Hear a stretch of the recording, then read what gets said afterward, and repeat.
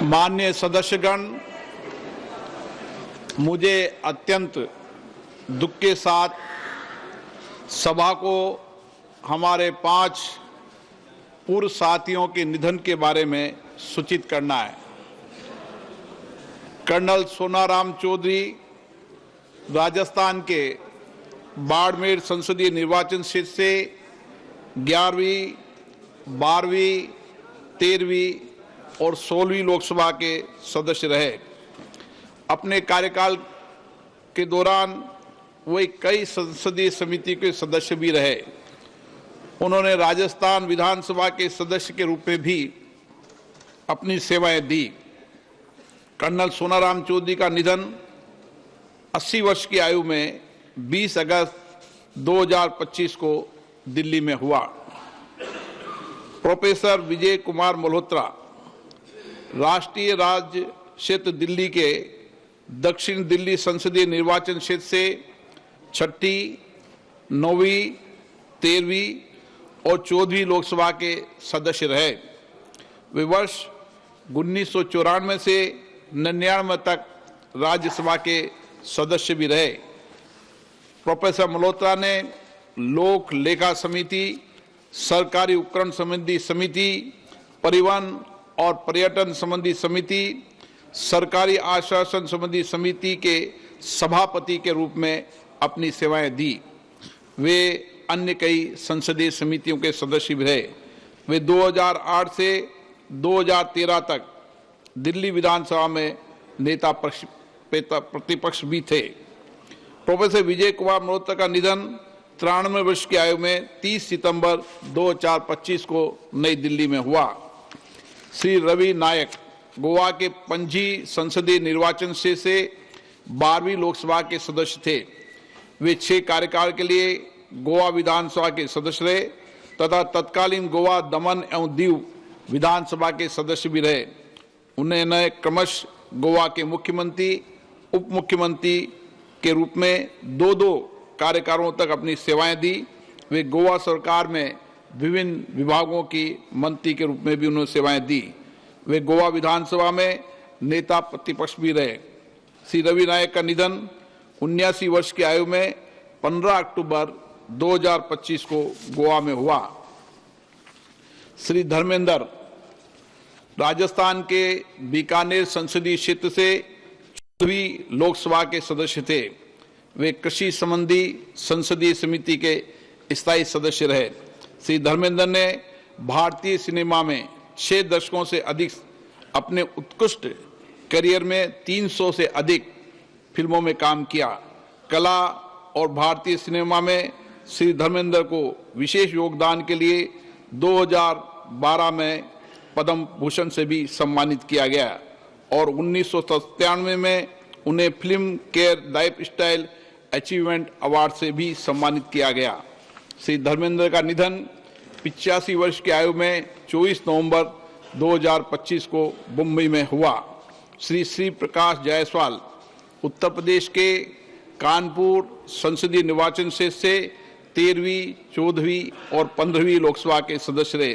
श्री जायसवाल ने केंद्रीय कोयला मंत्री, सांख्यिकी मंत्री के स्वतंत्र प्रभाव तथा गृह राज्य मंत्री के रूप में भी अपनी सेवाएं दी। उन्होंने विभिन्न संसदीय समितियों के सदस्य के रूप में भी अपनी सेवाएं दी। श्री प्रकाश जायसवाल का निधन 28 नवंबर 2025 को कानपुर में 81 वर्ष की आयु में हुआ। ये सभा अपने पूर्व सहयोगियों के निधन पर गहरा शोक व्यक्त करती है। शोक संतप्त परिवारों के प्रति अपनी संवेदना व्यक्त करती है। अब सभा दिवंगत आत्माओं के सम्मान में मौन रहेगी।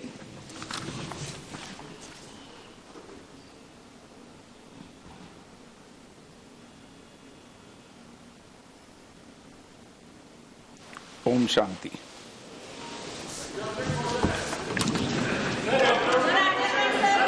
एक मिनट, हमारे खिलाड़ियों को बधाई दे दें। खिलाड़ियों को बधाई दे दें प्लीज। खिलाड़ियों को बधाई दे दें। माननीय सदस्यगण, संपूर्ण देश के लिए अत्यंत गौरव और सम्मान का विषय कि भारत की महिला क्रिकेट टीम ने 2 नवंबर 2025 को दक्षिण अफ्रीका को हराकर महिला क्रिकेट विश्व कप 2025 का खिताब जीत लिया है। साथ ही हमारे लिए यह भी बड़ी प्रसन्नता का विषय है कि भारतीय महिला ब्लाइंड क्रिकेट टीम ने दिनांक 23 नवंबर 2025 को नेपाल को हराकर पहला T20 महिला cricket world cup of for the blind 2025 जीता है।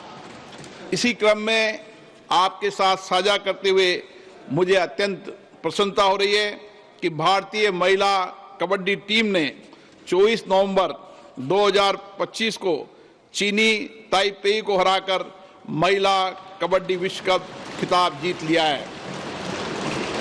इसके अतिरिक्त 15 से 26 नवंबर 2025 के दौरान जापान में आयोजित डेफ ओलंपिक्स प्रतियोगिता में भारत ने अब तक सर्वश्रेष्ठ प्रदर्शन करते हुए कुल रिकॉर्ड 20 पदक जीते हैं, जिसमें 9 स्वर्ण, 7 रजत तथा 4 कांस्य पदक शामिल हैं। हमें अपने खिलाड़ियों पर गर्व है। इन युवा खिलाड़ियों ने उत्कृष्ट कौशल, दृढ़ संकल्प, अनुशासन और टीम भावना का प्रदर्शन करते हुए ये असाधारण सफलता प्राप्त की है। हमारे खिलाड़ियों का शानदार प्रदर्शन न केवल उनकी व्यक्तिगत प्रतिभा को दर्शाता है, बल्कि हमारे एथलीटों की सामूहिक शक्ति, संकल्प और समर्पण को भी दर्शाता है। ये जीत उनकी वर्षों की कड़ी मेहनत का परिणाम है। हमारे खिलाड़ियों की उपलब्धियों से देश के लाखों युवाओं को जीवन के हर क्षेत्र में बेहतर प्रदर्शन करने के लिए प्रेरणा मिली है। ये सभा भारतीय महिला तथा दिव्यांग खिलाड़ियों के उत्कृष्ट प्रदर्शन की सराहना करती है तथा उनकी भावी सफलता के लिए उन्हें शुभकामनाएं देती है। प्रश्नकाल। प्रश्न नंबर 1।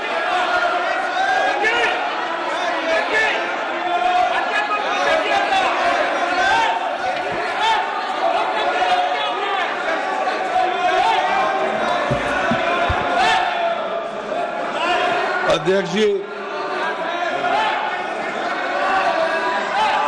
माननीय सदस्यगण, आज शीतकालीन सत्र का पहला दिन है।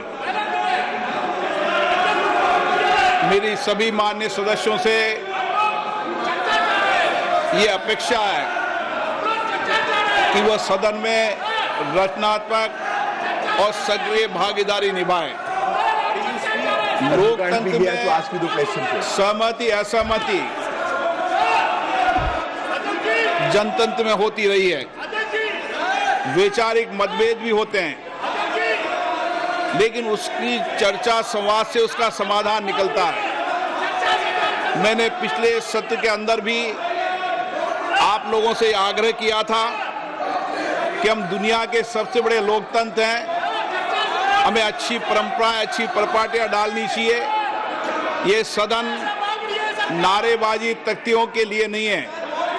इसके लिए आपके पास सदन के बाहर बहुत मौके होते हैं। मेरा आपसे हमेशा प्रयास रहता है कि आपको जनता ने चुनकर भेजा है, आप उनकी अपेक्षाएं, आकांक्षाओं को अभिव्यक्ति करो, उनकी कठिनाई, चुनौतियों पर चर्चा करो, मुद्दों पर चर्चा करो।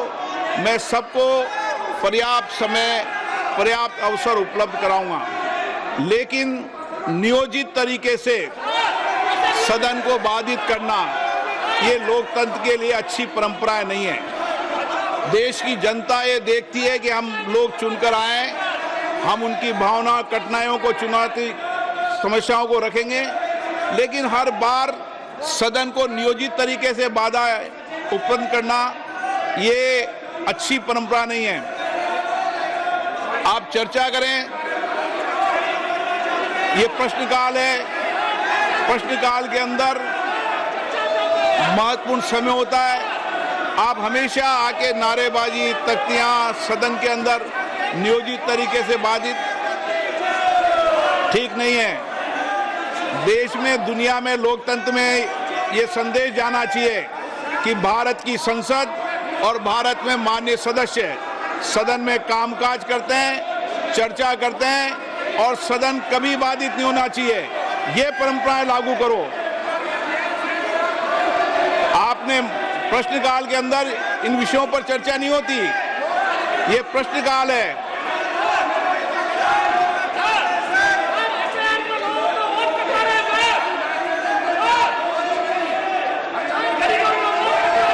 वोट के बाद फिर वोट लोकतंत्र में भागीदारी निभा दी है लोगों ने, और लोकतंत्र में भागीदारी हो जाएगी।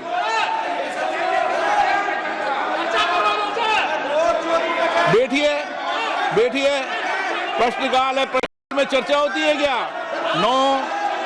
अच्छी परंपराएं लागू करो। आप वरिष्ठ नेता लोग हो, अपनी सीट पर विराजे, सदन को चलने दें। मैं फिर आपसे आग्रह कर रहा हूं, निवेदन कर रहा हूं कि सदन चर्चा संवाद के लिए, देश की जनता की समस्याएं कठिनाइयां उठाने के लिए, नीतियों पे चर्चा करने के लिए आप प्रश्नकाल को स्थगित करने का प्रयास मत करिए। प्रश्न संख्या 1 श्री अनुराग शर्मा। जी अध्यक्ष जी, प्रश्न संख्या 1। माननीय अध्यक्ष जी, उत्तर सदन के पटल पर रखा गया। माननीय सदस्य। जी अध्यक्ष जी, सबसे पहले तो मैं आदरणीय प्रधानमंत्री जी का विशेष अभिनंदन करना चाहूंगा, जो बिहार में ऐतिहासिक हम लोगों को जीत मिली है। और ये मौका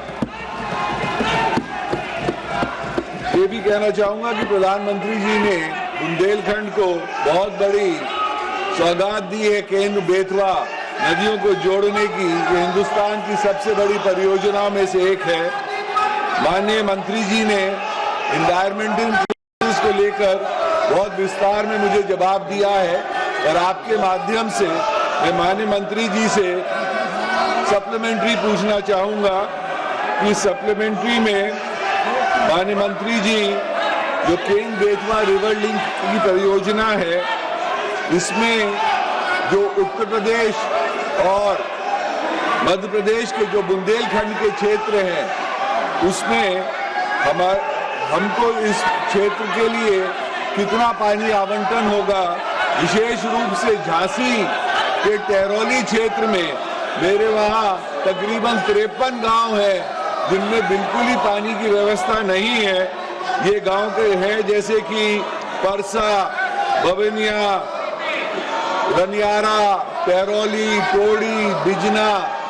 अगर इनको डेड स्टोरेज से कुछ पानी आवंटन कर दिया जाए तो हम लोगों को बहुत राहत मिलेगी। इन 53 गांवों में कोई भी खेती नहीं हो पाती है। दूसरा सवाल मंत्री जी से सप्लीमेंट्री में ये है कि ये जो केन बेतवा नदी लिंक परियोजना है, ये आदरणीय मंत्री जी इस पे कोई टाइमलाइन हम लोगों को निर्धारित करके बता सकेंगे कि ये कब तक संपन्न होने की तारीख मिल जाए? धन्यवाद। माननीय अध्यक्ष महोदय, केन बेतवा जो प्रोजेक्ट है वो एक महत्वपूर्ण राष्ट्रीय प्रोजेक्ट है। माननीय प्रधानमंत्री जी के नेतृत्व में एक बहुत बहुउद्देशीय नदी परियोजना है, जिसके अंतर्गत कुल मिलाकर के 10,62,000 हेक्टेयर एरिया का सिंचित किया जाएगा। 194 MCM drinking water supply, 62 lakh की आबादी को ये पानी की सप्लाई और 103 मेगावाट हाइड्रो पावर के उत्पादन के साथ ही साथ 27 मेगावाट सोलर के उत्पादन। और मध्य प्रदेश और उत्तर प्रदेश में 10 जिलों को और उत्तर प्रदेश के 4 जिलों को इससे लाभान्वित किया गया है।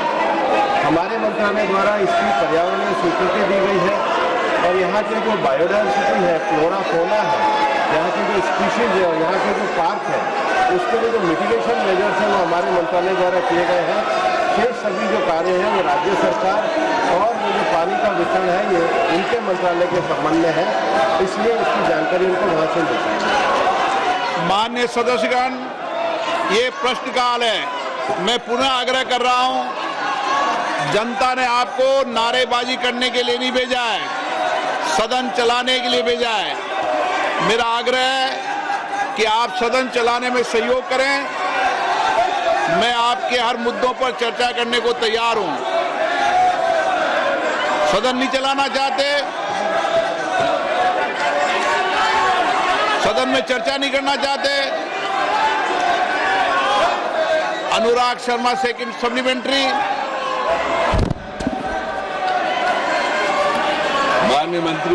माननीय अध्यक्ष जी, ये जो आज यहाँ पर हल्ला बिना बात पे किया जा रहा है और हम लोग सांसद जो विशेष रूप से इतनी दूर दूर से आते हैं अपनी बात यहाँ रखने के लिए, SIR के बावजूद भी ये लोग नहीं मानने के लिए तैयार है, बिहार की इतनी बड़ी हार के बाद भी नहीं मानने को तैयार रहते हैं।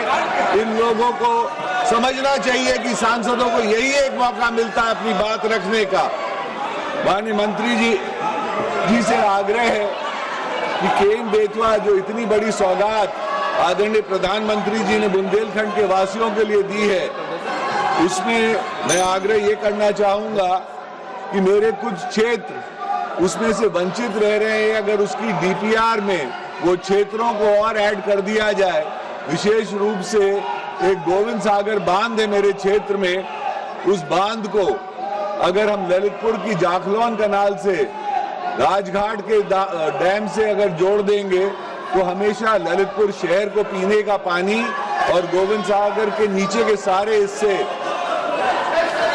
वहां से सिंचित हो पाएंगे। यह एक आग्रह मंत्री जी से था। माननीय अध्यक्ष महोदय, मैंने पूर्व में भी कहा है कि पर्यावरण मंत्रालय के द्वारा जो EIA रिपोर्ट तैयार की जाती है, उस EIA रिपोर्ट का जो स्कोप है वो local biodiversity, forest cover, impacts on biodiversity, local जो अराउंड एरिया उसके अंतर्गत, उसके साथ ही साथ जो वाइल्ड लाइफ कॉरिडोर है उसके संबंध में मिटिगेशन मेजर्स के लिए EIA रिपोर्ट तैयार की जाती है। जहाँ तक DPR और पानी के वितरण का विषय है, माननीय संसद महोदय को मेरा आग्रह है कि वे स्थानीय राज्य सरकार को अपने कार्यालय द्वारा संपर्क करें, क्योंकि वो उनके अंतर्गत आता है। मैं पुनः आग्रह कर रहा हूं, सदन में नियोजित तरीके से बाधित करना लोकतंत्र में अच्छी परंपराएं नहीं है। आप अपनी सीट पर विराजें। सदन की कार्रवाई आज 12 बजे तक के लिए स्थगित